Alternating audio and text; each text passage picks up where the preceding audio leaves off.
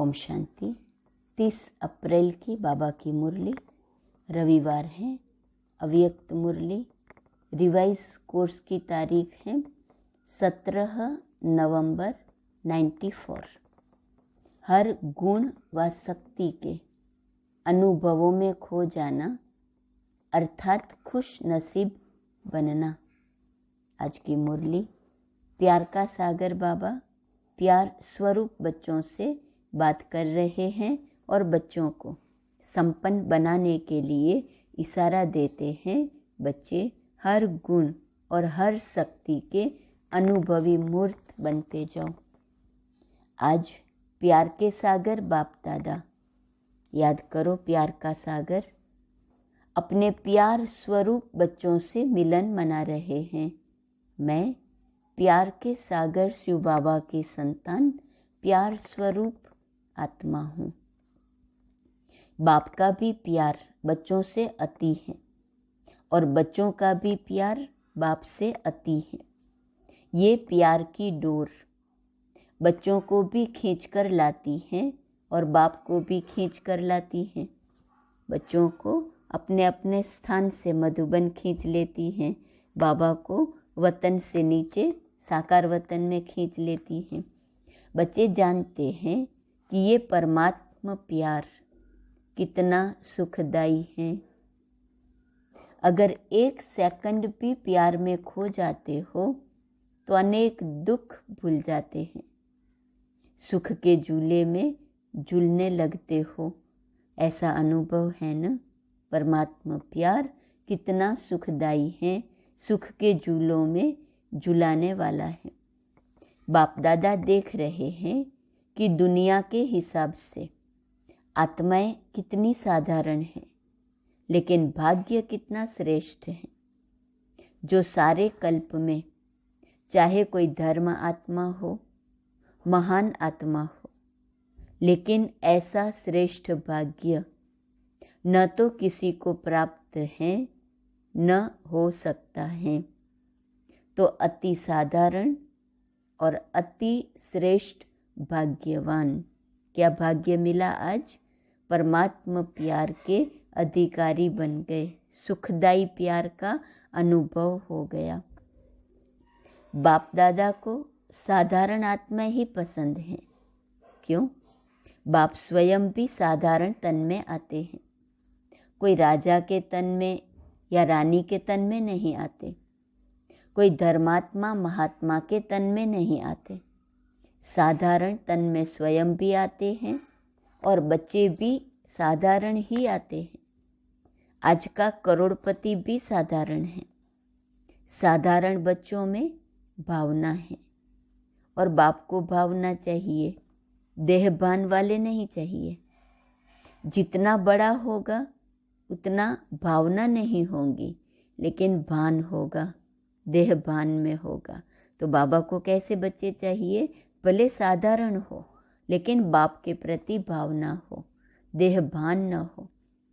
तो बाप को भावना का फल देना है और भावना साधारण आत्माओं में होती है। नामी ग्रामी आत्माओं के पास न भावना है न समय है। तो बाप देख रहे हैं कि कितने साधारण और कितने श्रेष्ठ भावना का फल प्राप्त कर रहे हैं। इसलिए ड्रामा अनुसार संगम युग में साधारण बनना ये भी भाग्य की निशानी है। साहूकार नहीं रहे, साधारण रहे, यह भी भाग्य की निशानी है। क्योंकि संगम पर ही भाग्य विधाता भाग्य की श्रेष्ठ लकीर खींच रहे हैं और साथ साथ भाग्य की लकीर खींचने का कलम भी बच्चों को दे दिया है। कलम मिली है न। भाग्य की लकीर खींचना आता है। कितनी लंबी लकीर खींची है, छोटी मोटी तो नहीं खींच ली। जितना चाहे उतना भाग्य बना सकते हो। खुली छुट्टी है और सभी को छुट्टी है, चाहे नए हो चाहे पुराने हो। सप्ताह कोर्स किया, बाप को पहचाना और बाप भाग्य का कलम दे देता है। जितना अपना भाग्य बनाना चाहो बना सकते हो। यही परमात्मा प्यार है। प्यार की निशानी क्या होती है? जो जीवन में चाहिए वह अगर कोई किसको दे देता है तो वही प्यार की निशानी है। तो बाप के प्यार की निशानी है जो जीवन में चाहिए वो सर्व कामनाएं पूर्ण कर देते हैं। सुख शांति तो चाहिए ना। अगर कोई वस्तु एक दो को देते हैं तो उससे सुख मिलता है ना। तो बाप सुख क्या देता, लेकिन सुख का भंडार आप सबको बना देते हैं। सुख का भंडार है ना, पूरा स्टॉक है या एक कमरा दो कमरा है, भंडार है। जैसे बाप सुख का सागर है, नदी और तालाब नहीं है, सागर है। तो बच्चों को भी सुख के भंडार का मालिक बना देता है। कोई सुख की कमी है क्या? कोई अप्राप्ति है? फिर यह नहीं कहना थोड़ी सी शक्ति दे दो, दे दिया। दे दो कहने की आवश्यकता ही नहीं है।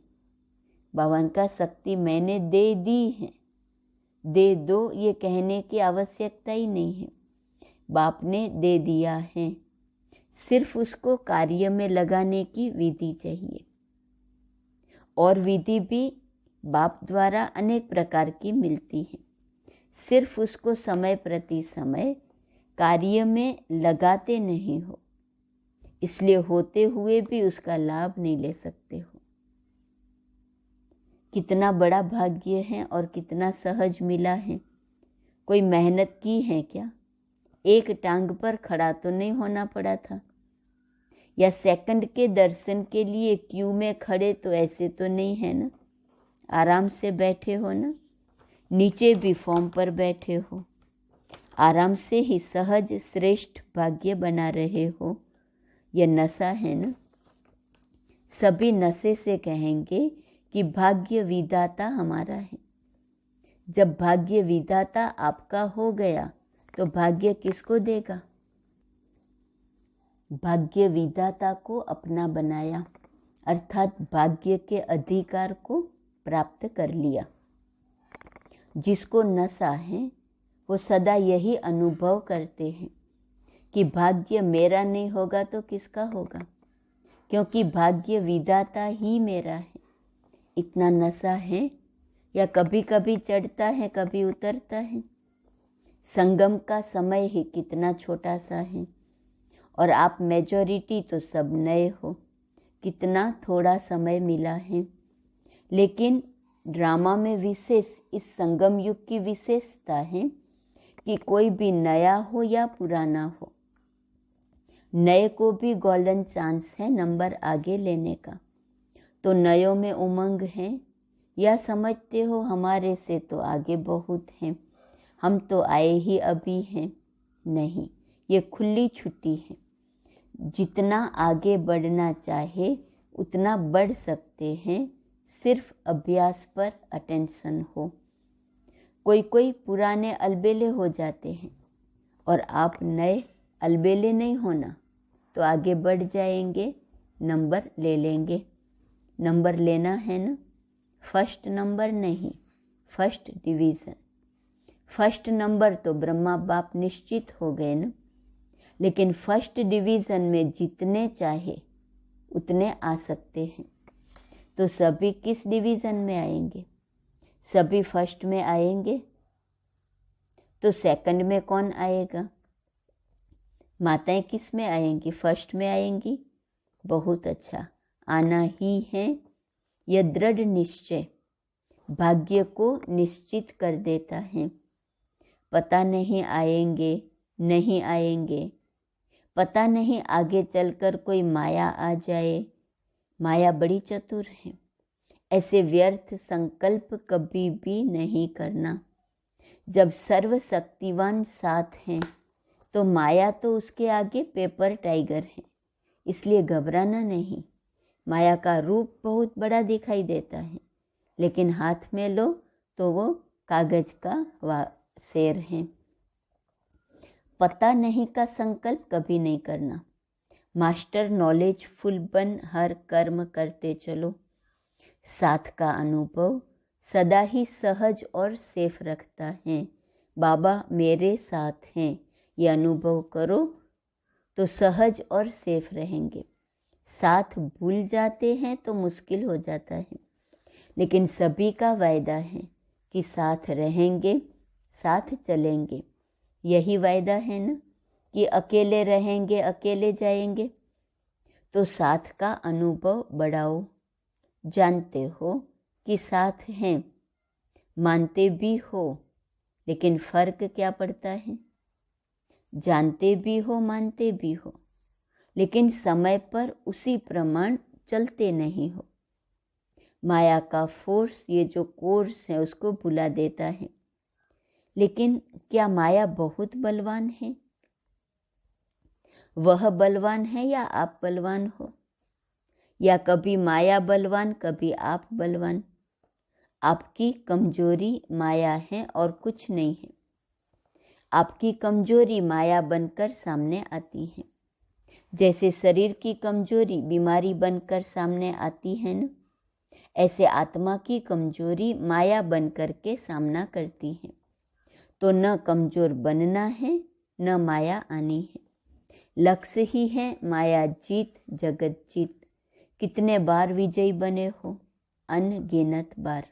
फिर भी घबरा जाते हो। कोई नई बात होती है तो कहा जाता है नई बात थी ना, मुझे पता नहीं था इसलिए घबरा गए। लेकिन एक तरफ कहते हो अनेक बार विजयी बने हैं, फिर क्यों घबराते हो? बाप का प्यार ही ये है कि हर एक बच्चा श्रेष्ठ आत्मा बन स्वराज्य अधिकारी बने। प्रजा अधिकारी तो नहीं बनना है ना, तो राज्य अधिकारी अर्थात हर कर्मेंद्रिय जीत। अगर अपनी कर्मेंद्रियों के ऊपर, मन बुद्धि संस्कार के ऊपर विजय नहीं, तो प्रजा पर क्या राज्य करेंगे? अगर ऐसे राज्य बने जो अपने ऊपर विजय नहीं पा सकते, तो सतयुग भी कलयुग बन जाएगा। इसलिए ये चेक करो कि मन बुद्धि का संस्कार कंट्रोल में है। मन बुद्धि संस्कार कंट्रोल में है। मन आपको चलाता है या आप मन को चलाने वाले हो? जब ये कंप्लेन करते हो कि मेरा मन आज लगता नहीं है, मेरा मन आज भटक रहा है, तो ये मन जीत हुए। आज मन उदास है, आज मन और आकर्षण की तरफ जा रहा है। ये विजय के संकल्प हैं। तो जो स्वयं पर विजय नहीं पा सकते हैं, वो विश्व पर कैसे विजय प्राप्त करेंगे? इसलिए चेक करो कर्मेंद्रिय जीत, मन जीत कहाँ तक बने हैं। अगर फर्स्ट डिवीजन में आना है तो इस लक्षण से लक्ष्य को प्राप्त कर सकते हो। बाप दादा ने देखा कि बच्चे उमंग उत्साह में भी रहते हैं, ज्ञान की जीवन भी अच्छी लगती है, ज्ञान सुनना सुनाना इसमें भी अच्छे आगे बढ़ रहे हैं। लेकिन चलते चलते अगर कमजोरी आती है तो उसका कारण क्या है? विशेष कारण है कि जो कहते हो, जो सुनते हो, उस एक एक गुण का, शक्ति का, ज्ञान के पॉइंट्स का अनुभव कम है। कमजोरी का कारण अनुभवी कम है। मानो सारे दिन में स्वयं भी व दूसरे को भी कितने बार कहते हो मैं आत्मा हूँ, आप आत्मा हो, शांत स्वरूप हो, सुख स्वरूप हो। कितने बार स्वयं भी सोचते हो और दूसरों को भी कहते हो। लेकिन चलते चलते आत्मिक अनुभूति, ज्ञान स्वरूप, प्रेम स्वरूप, शांत स्वरूप की अनुभूति वो कम हो जाती है। जब चलते फिरते हैं तो अनुभूति ज्ञान गुण और शक्तियों की, ज्ञान प्रेम और शांति की अनुभूति कम हो जाती है। सुनना कहना ज़्यादा है और अनुभूति कम है, लेकिन सबसे बड़ी अथॉरिटी अनुभव की होती है। तो उस अनुभव में खो जाओ, बाबा के प्यार में, सुख में, शांति में। जब कहते हो शांत स्वरूप हो, तो स्वरूप में स्वयं को, दूसरे को शांति की अनुभूति हो। एक एक गुण का वर्णन करते हो, शक्तियों का वर्णन करते हो, लेकिन शक्ति व गुण समय पर अनुभव में आए। कई तो बोलते भी रहते हैं कि सहन शक्ति धारण करनी चाहिए, सहनशीलता अच्छी है, लेकिन अनुभूति नहीं होती। अनुभूति की कमी होने के कारण जितना चाहते हो उतना पा नहीं सकते। अगर सभी से पूछे कि जितना पुरुषार्थ होना चाहिए उतना है, तो थोड़े हाँ कहेंगे। तो जितना मिल रहा है उतना जीवन में व कर्म में अनुभव हो। सिर्फ सोचने में अनुभव नहीं हो, लेकिन चलन में, कर्म में, शक्तियाँ, गुण स्वयं को भी अनुभव हो, दूसरों को भी अनुभव हो। कहते ही हो कि ज्ञान स्वरूप है, तो वह स्वरूप दिखाई देना चाहिए ना। और स्वरूप सदा होता है, स्वरूप कभी कभी नहीं होता है। अज्ञान काल की जीवन में यदि किसी का क्रोधी स्वरूप होता है, तो जब भी कोई बात होंगी तो वो स्वरूप दिखाई देता है, छिपता नहीं है। चाहे छोटी बात हो या बड़ी बात हो, लेकिन जिसका जो स्वरूप होता है वह दिखाई देता है। स्वयं को भी अनुभव होता है और दूसरे को भी अनुभव होता है। क्या कहते हैं, ये है ही क्रोधी, इसका संस्कार ही क्रोध का है। तो संस्कार दिखाई देता है ना। ऐसे ये ज्ञान स्वरूप, सुख स्वरूप, शांत स्वरूप अनुभव में आए। तो अनुभवी मूर्त ये है श्रेष्ठ पुरुषार्थ की निशानी। तो अनुभव को बढ़ाओ, जो कहा वो अनुभव किया। अगर अनुभव नहीं होता है तो उसका कारण ये है कि जो समय प्रति समय विधि मिलती है, उस विधि के ऊपर अटेंशन कम है। जितना ज्ञान को, शक्तियों को, गुणों को रिवाइज करते जाएंगे तो रियलाइज सहज होगा। बार बार रियलाइज करते रहेंगे ज्ञान को, शक्तियों को, गुणों को, तो सहज रियलाइज होता रहेगा। रिवाइज नहीं करते तो रियलाइजेशन भी कम है। सुना बहुत अच्छा, लेकिन चलते फिरते रिवाइज होना चाहिए। जैसे दुनिया वाले कहते हैं कि कर्म ही योग है। कर्म और योग अलग नहीं मानते, कर्म ही योग मानते हैं। कर्म से योग लगाना, इसी को ही कर्म योग समझते हैं। लेकिन कर्म और योग दोनों का बैलेंस चाहिए। कर्म में बिजी रहना योग नहीं है। कर्म करते योग का अनुभव होना चाहिए। कर्म में बिजी हो जाते हैं तो कर्म ही श्रेष्ठ हो जाता है, योग किनारे हो जाता है। चलते चलते यही अलबेलापन आ जाता है। तो कर्म में योग का अनुभव होना, इसको कहा जाता है कर्म योगी। मूल बात है अनुभवी स्वरूप बनो।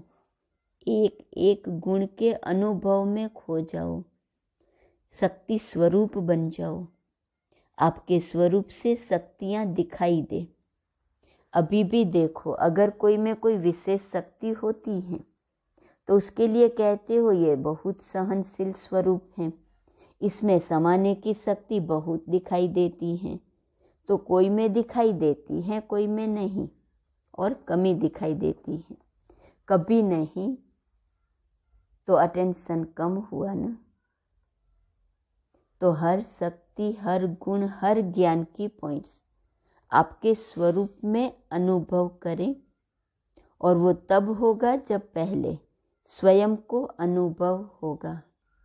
अगर स्वयं अनुभवी होगा तो दूसरे को उससे स्वतः ही अनुभव होगा। और जब अनुभव करते हो तो कितनी खुशी होती है। एक सेकंड भी अगर किसी गुण व शक्ति का अनुभव होता है तो कितनी खुशी बढ़ जाती है। और जब सदा अनुभवी स्वरूप होंगे तो सदा चेहरे पर खुशी की झलक, खुश नसीब की झलक अनुभव होंगी। तो अनुभव को बढ़ाओ। विधि तो स्पष्ट है ना। अच्छा, सभी खुश नसीब तो हो ही, लेकिन विशेष खुशी मनाने आए हो तो सबको खुशी मिली है। सब आराम से रहे हुए हो। मन आराम में है तो तन को आराम मिल ही जाता है। ये तो होना ही है। जितना स्थान बढ़ाएंगे उतना कम होना ही है। ये भावी हैं, उनको क्या करेंगे। और अच्छा है, रिहर्सल होती जाती है। जहाँ बिठाओ जैसे बिठाओ, जैसे सुलाओ, इसकी रिहर्सल हो जाती है। तो पट में सोना अच्छा है, पट राजा बन गए ना। शास्त्रों में तो पटरानी और पट राजा का बड़ा गायन है।